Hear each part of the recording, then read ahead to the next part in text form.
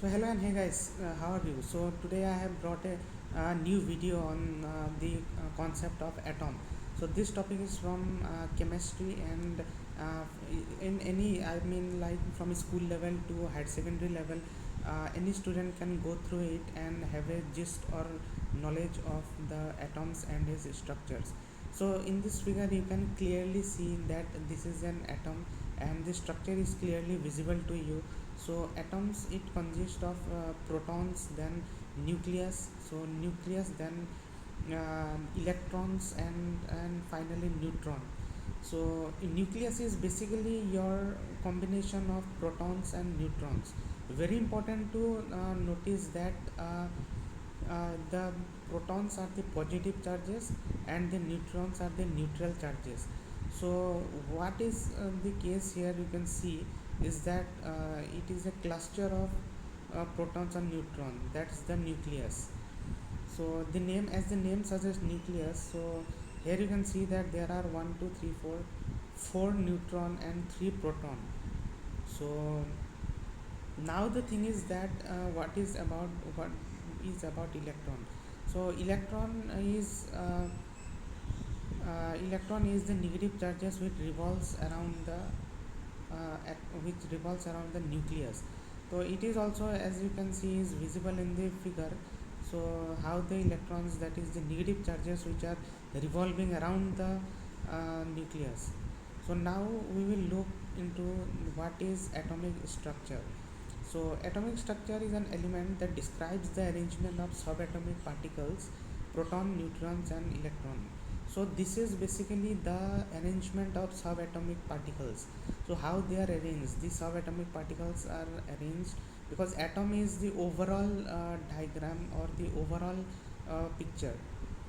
So as you can see, the electrons orbit, that means it is a fixed revolution and distance, and it is known as orbit.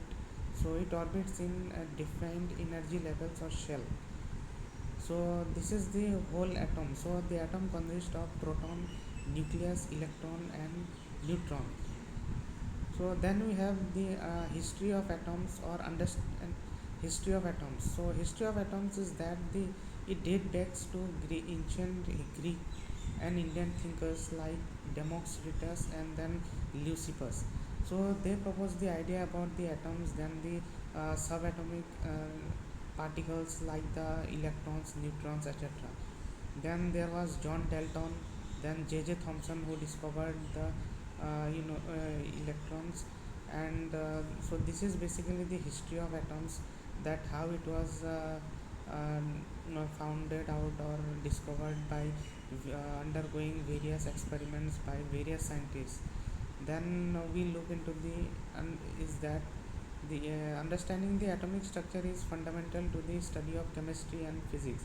So in both chemistry and physics you will get the atomic structure and learn about the atoms.